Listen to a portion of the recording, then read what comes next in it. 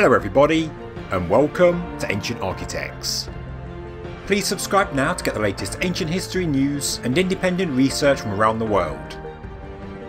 Last week I released a video on the geology of the Great Sphinx, and within 3 hours I took it down. And that's in fairness to you, the viewers, because thanks to comments from both Anyextee and Manu Seyfzadeh, they presented certain things I hadn't considered or mentioned. This is a vastly complicated subject, and I welcome their insights. It's not often that I take down a video so quickly, and this subject is so important and it needs to be as thorough as possible.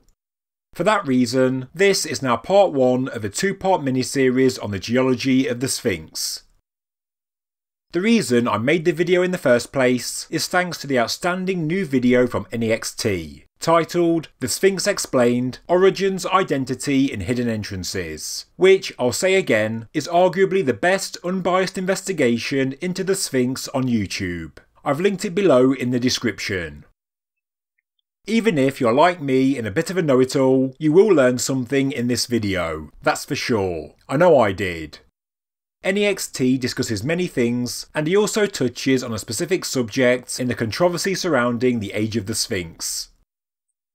It's not just the erosion patterns that are seen on the enclosure walls that has led researchers Robert Schoch and the late John Anthony West to propose a new original date of the monument, but it's also the seismic surveys that were conducted by Dr. Robert Schoch and Thomas Dobecki in the early 1990s. As Anyextee said, most alternative researchers and YouTubers rarely mention this seismic study, and I have to admit that also includes me. It's easy to look at erosion patterns and say yay or nay as to whether or not you believe it is rain-induced weathering, but many forget that there is scientific data to underpin it, the seismic surveys by Schoch and Dobecki. Now, I have a master's degree in geology, and therefore I should be able to have a better understanding of the data than most. So in this take 2 of my look at the geology of the Great Sphinx, this data is what I'm looking at first and foremost. First of all, I located the paper by Schoch and Dobecki from 1992. It's sadly not free to view online, so I paid for the 18-page study and have now read it and digested it in full. I've also bought the book Origins of the Sphinx by Robert Schoch and Robert Beauval, which goes into a little more detail regarding the interpretation. I will now give a convoluted overview of the seismic surveys carried out at the Sphinx by the scientists. I will then explain the results, but I will also give a few different interpretations, because, like everything at Giza, nothing is ever straightforward. For some background, in basic terms the Sphinx is made up of 3 units of limestone, all of which are quite different, and they are also numbered or characterised in different ways depending on the researcher. So, in basic terms, you have the harder member 1 limestone at the base and rear of the Sphinx. Above it you have the softer, heavily fractured and easily weathered member 2 limestone, which makes up the bulk of the Sphinx monument and the boundary walls. Above that you have the member 3 limestone that makes up the head of the Sphinx. As a general trend, although there are local variations, the rock members dip or slope down in a southeasterly direction, and from them, the Sphinx and its enclosure walls were carved. So, without going into too much detail about the method, Schoch and Dobecki set up a number of seismic refraction surveys, I believe 15 in total, including 4 in the Sphinx enclosure, along the north, south, west and east lines of the Sphinx, as shown in this diagram. These surveys should give us an indication of any anomalies below the enclosure floor. As a proponent of the rainwater erosion hypothesis that gives the Sphinx an earlier origin, Schoch together with Dobecki was looking for high and low velocity zones in the bedrock, and specifically the boundary between the two. As the results show, on all 4 sides of the Great Sphinx there is a low velocity zone in the upper part of the bedrock, rock that Schoch and Dobecki interpreted as being affected by subsurface dissolution, chemical weathering and karstic development. For such erosion to take place, they state that conditions would have to be subaerial, so that the rock can be affected by weathering, i.e. the Sphinx and the enclosure floor would have had to have been carved out of the bedrock.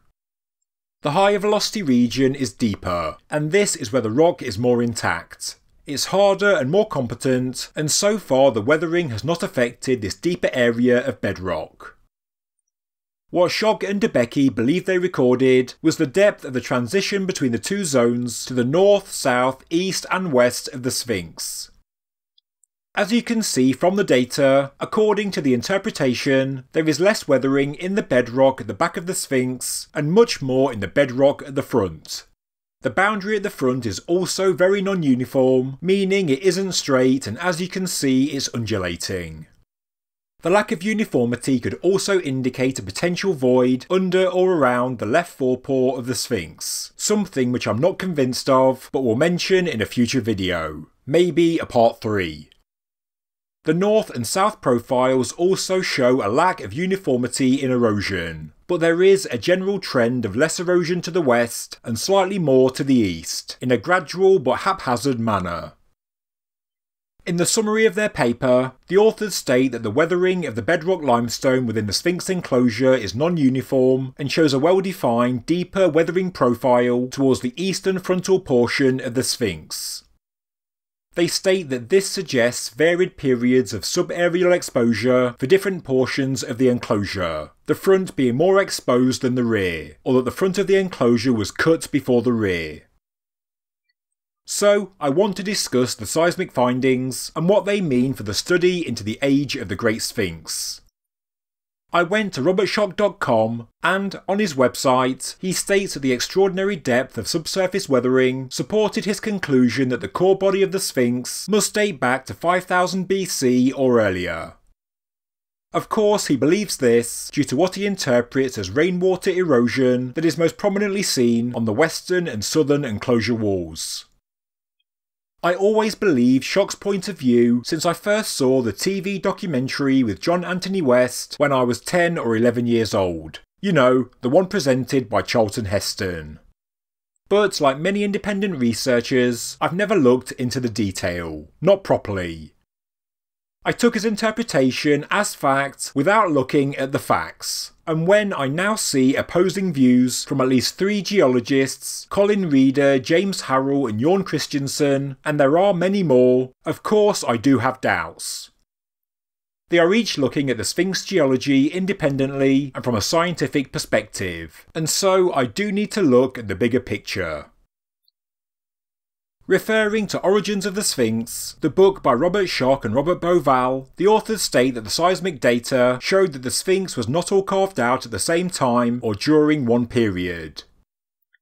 The major portion of the body was carved out initially down to the floor of the present Sphinx enclosure, but originally the lower portion of the rump of the Great Sphinx seems to have merged with the bedrock. The western terrace area marked here is where Schoch places the original floor level behind the rump of the Sphinx, which he says explains why there is this strange two-tiered look to the rear of the Sphinx, the lower part being made of Member 1 limestone and the higher wall made of Member 2. Member 2 is what displays the water-induced erosion, which Schoch calls Pre-Sahara Weathering. Schoch notes the change in rock type from the harder Member 1 to the softer Member 2 when he states there is no pre-Sahara weathering on the lower wall, which backs up the claim that the rear of the Sphinx was cut later. At the back, the seismic survey shows just 1 to 1.2 metres of subsurface weathering, which Schoch says is compatible with an Old Kingdom excavation.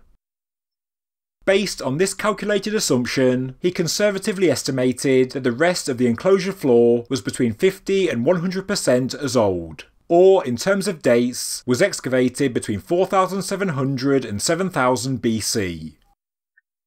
To explain this, if the 1 to 1.2 metres of weathering at the back of the Sphinx took 4,500 years to form, then as the rest of the enclosure floor shows between 1.8 and 2.5 metres of weathering, this means it is 2,200 to 4,500 years older, which is 4,700 to 7,000 BC.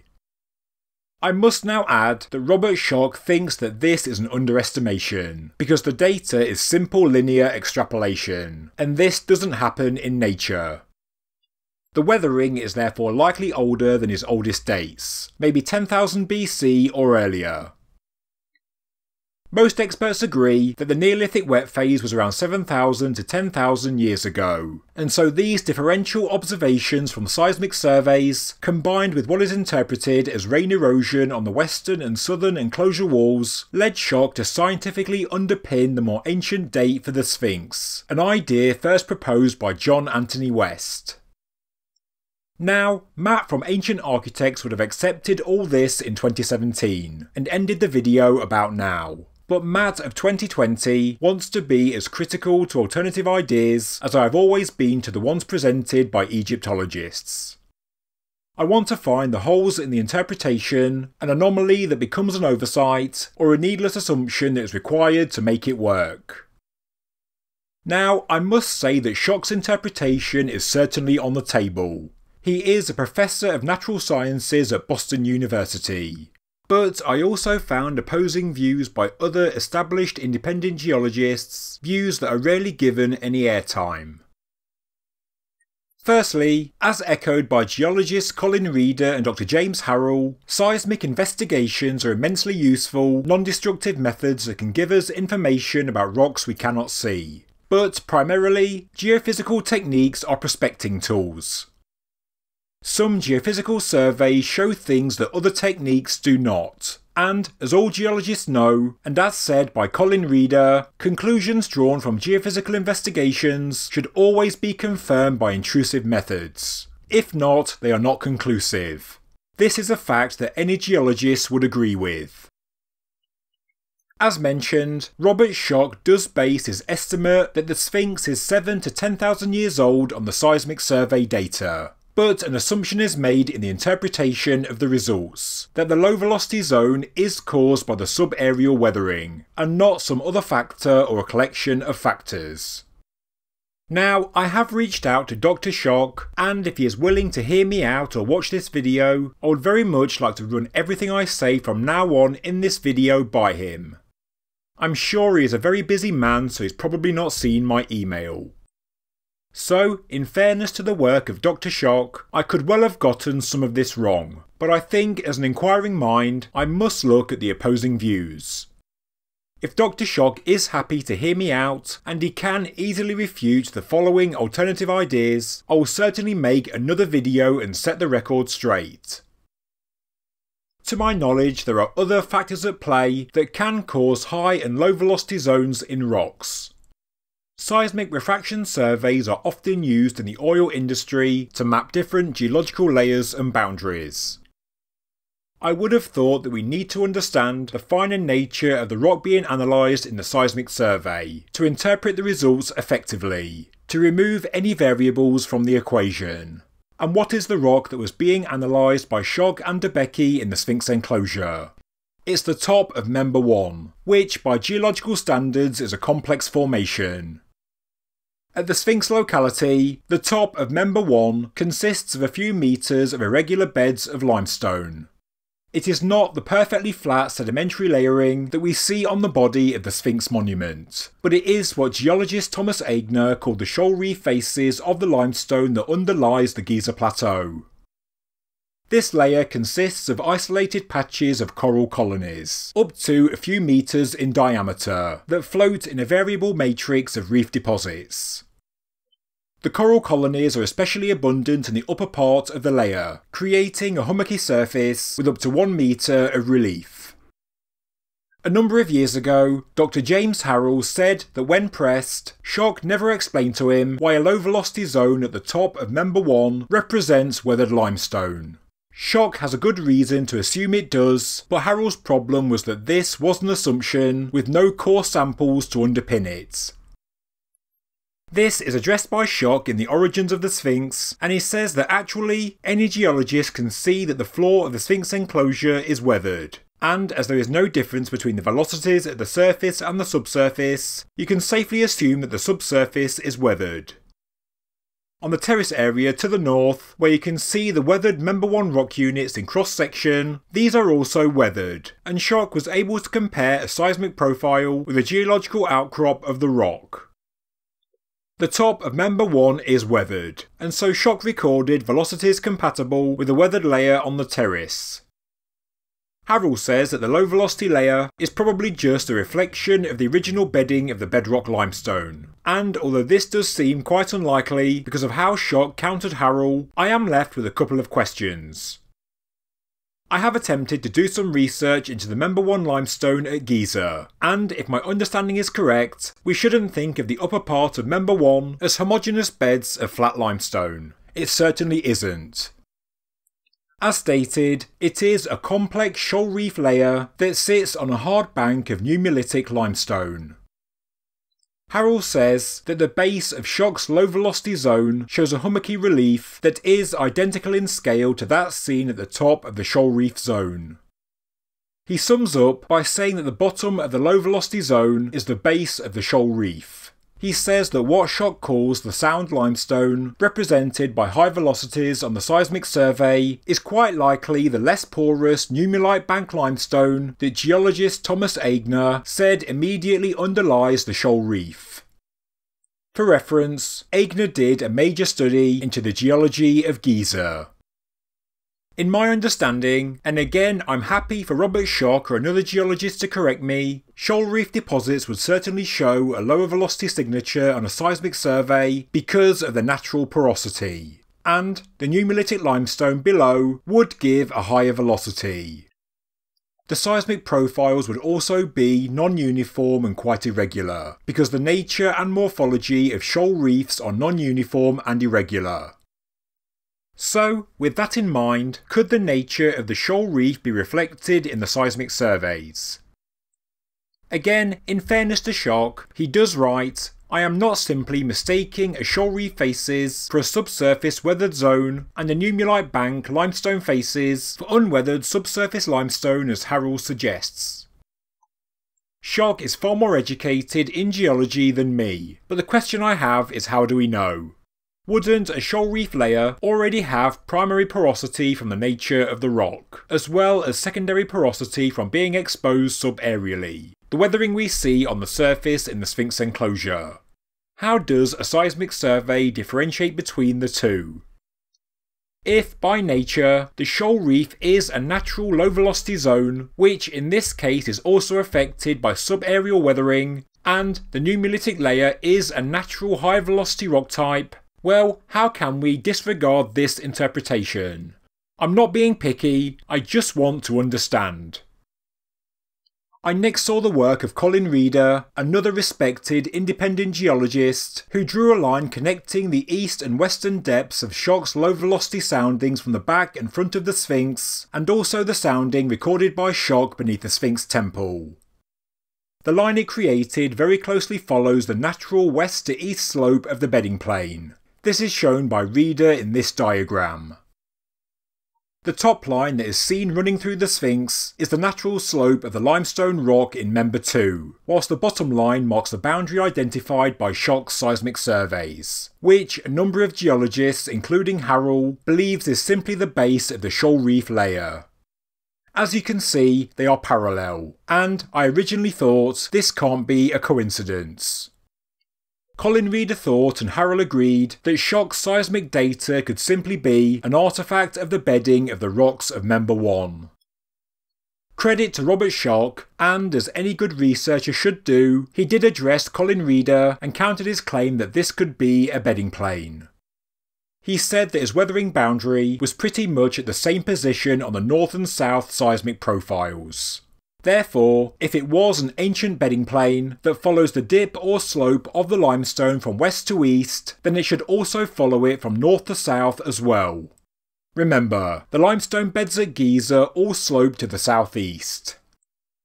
Schoch said that for this alternative interpretation to be correct, the low velocity should be deeper on the southern survey line because the rocks at Giza don't just dip to the east, but they actually dip to the southeast. For your information, dip is a geological term for the slope of sedimentary bedding planes. Reeder came back and said that there is considerable imprecision amongst scholars about what the exact dip or sloping angle of the beds is, with estimates varying from 2.5 to 10 degrees. This seems to be a critical point. What is the dip of the sedimentary rocks at the Sphinx? Manu Seyfzadeh amplified Schoch's points in the comments section of my previous video, a point I had washed over in my video, but I really shouldn't have, because this really does need explaining. If I've understood correctly, what Seyfzadeh said is that there is a 4 metre high wall of Member 1 limestone on the northern edge of the Sphinx enclosure, but on the southern wall, Member 1 is at floor level.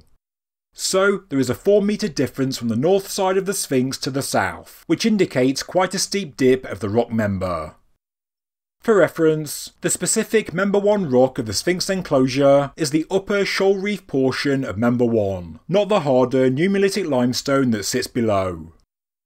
So, if the subsurface seismic profiles to the north and the south are relatively horizontal, therefore they cut across the southeastern trending dip of the bedrocks. Schoch therefore could not have mapped a bedding plane, or could he? As Schoch said himself, this negates the assertion of the critics who propose that these profiles are mapping rock layers and not subsurface weathering.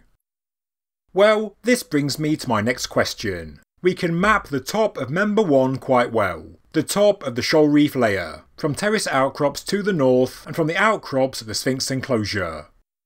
We can see the interface between Member 1 and Member 2, but how do we know what the base of the shoal reef and the top of the nummulitic bank looks like?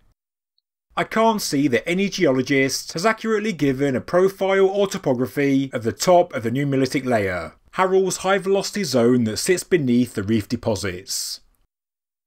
Schoch assumes that it is a roughly horizontal plane that dips at the same angle as the rest of the Giza limestone, but it appears other geologists disagree. Look at this diagram created by Thomas Aigner in 1983, just less than 10 years before Schoch even made his seismic surveys. It is a schematic profile, but it shows how shoal reef deposits can have an irregular top and bottom, and how the bottom of the reef deposit can also have local differences to the overall trending dip of the rocks of the region. This is the overall trend, but under the Sphinx, Aigner put this as the local trend. And look, it implies the north and south seismic profiles could be almost horizontal. So, Colin Reeder is right to ask, what is the measured dip of the beds beneath the Sphinx? If this question can't be answered, how can we say that the seismic profiles are not picking up the shoal reef low velocity zone and also the nummulitic limestone high velocity zone? In fact, wouldn't geologists actually use a seismic refraction survey to try and locate this boundary? And is it possible that Schoch has in actual fact done this job already? I don't know, but I welcome your comments. Colin Reeder got this general trend in his diagram by using data points from the back of the Sphinx all the way to the Sphinx temple, and as a general trend, the data does correlate with the west to east dip of the sedimentary beds.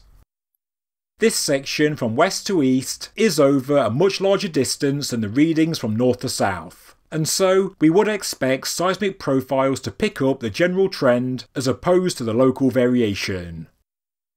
There is only a very short distance between the north and south seismic profiles, and as Aigner's diagram predicts, the base of the shoal reef layer at this location could simply be affected by local variation and doesn't reflect the general trend.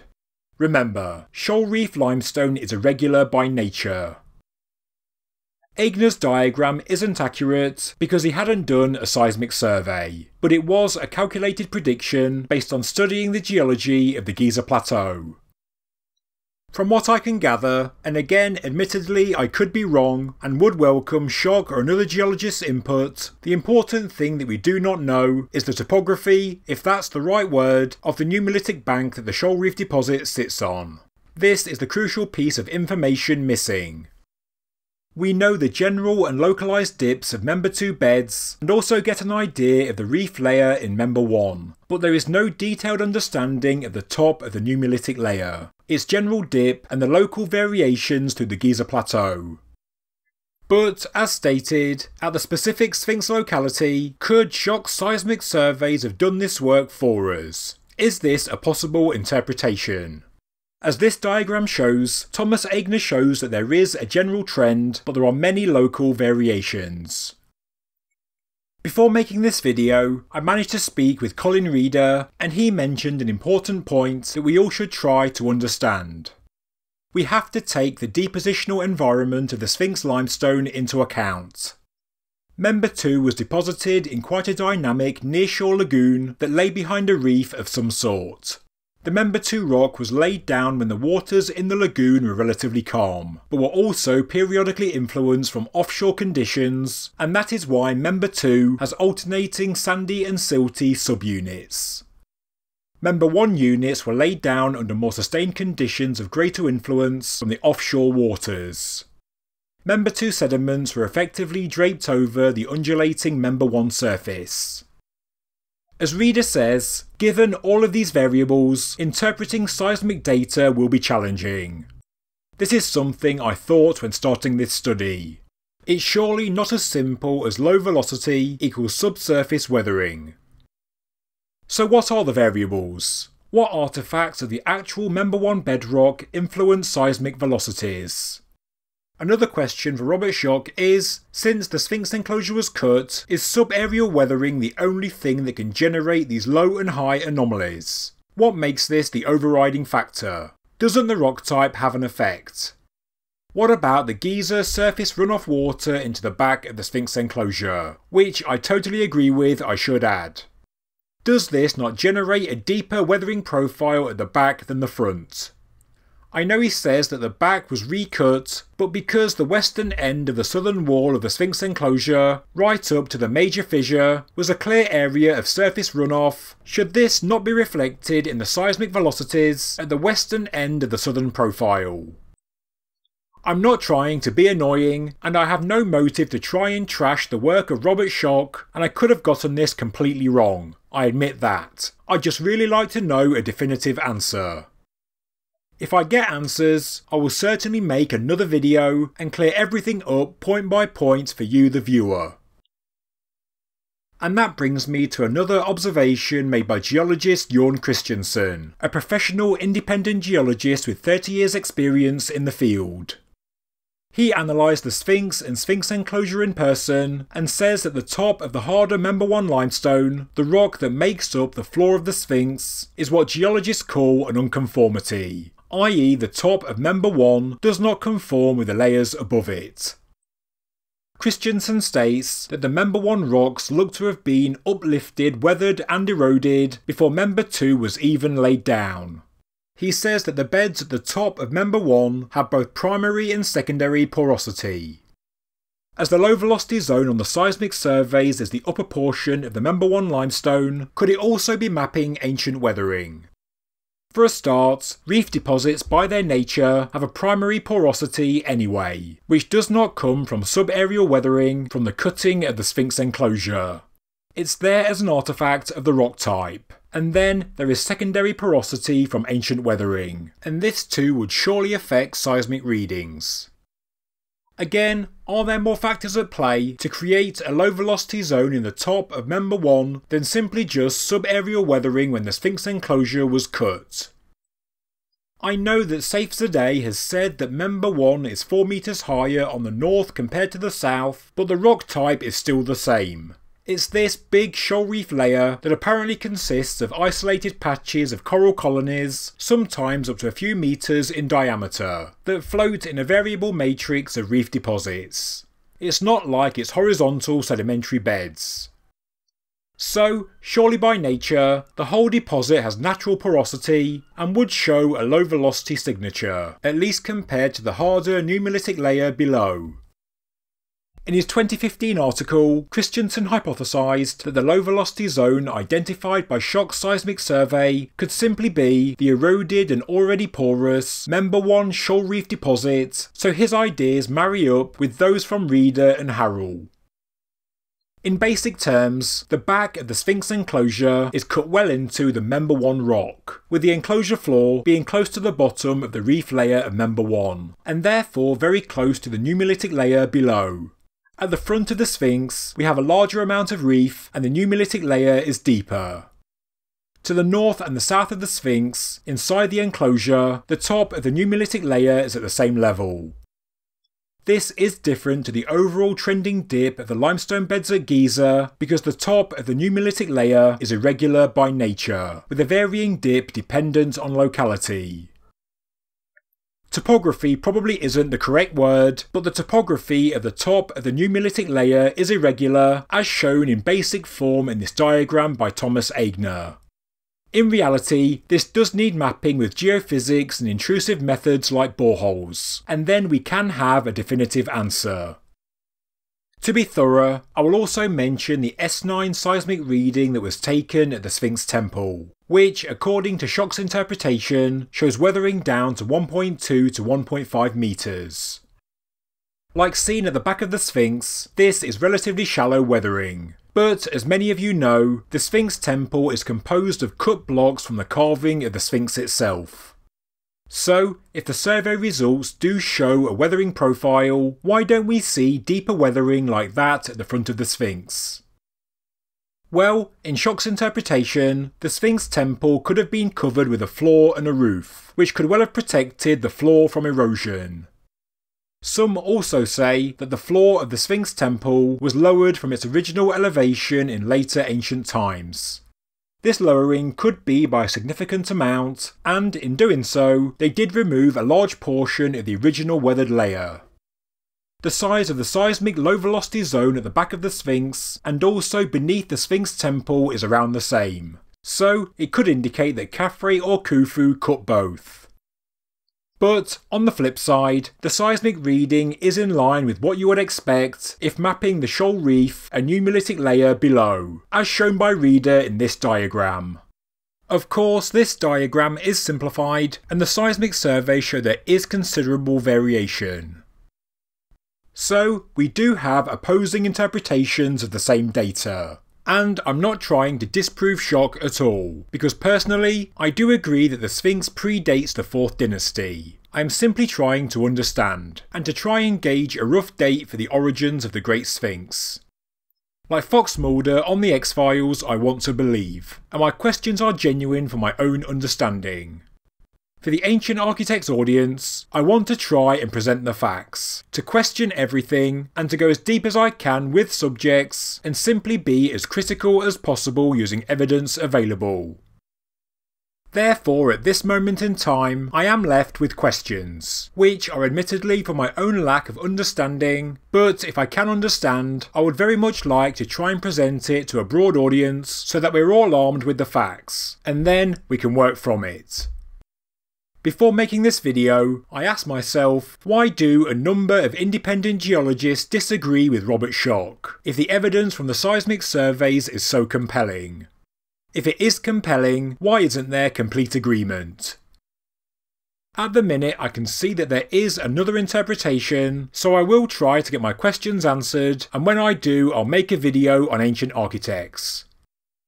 As Reader said, geophysics is good for prospecting, but conclusions drawn from geophysical investigation should always be confirmed with intrusive methods. The only way to clear up the argument is to take a number of core samples, which, although would be an intrusive method, the visible destruction to the site would be minimal, and the amount we could learn is enormous. It could give us conclusive physical evidence for the age of the Great Sphinx and the Sphinx enclosure, so it is something I'd love to see happen. Such core samples were taken in the 1970s and 90s, and you can even see videos of it taking place online, with Mark Lehner even holding up samples of the cored rock to the camera. I have not seen a detailed description of the core samples, and, to my knowledge, nothing has ever been published.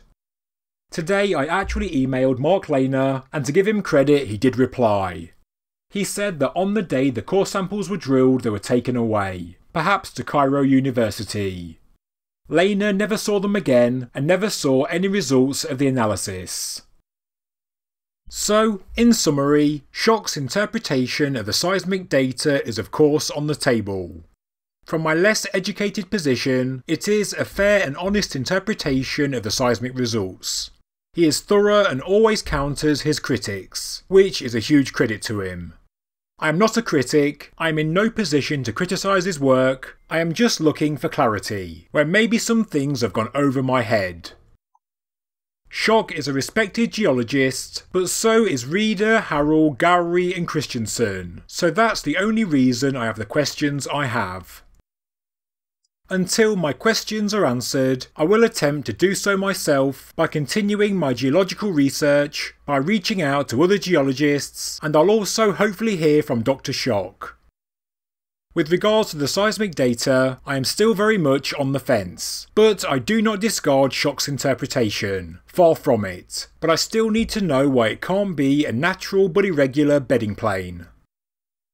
Therefore, seismic surveys aside, I have to once again go back to the weathering patterns as seen on the Sphinx and Sphinx enclosure.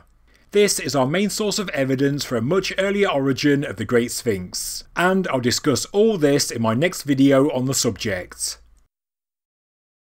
Some say that this is not water erosion, but others believe it is.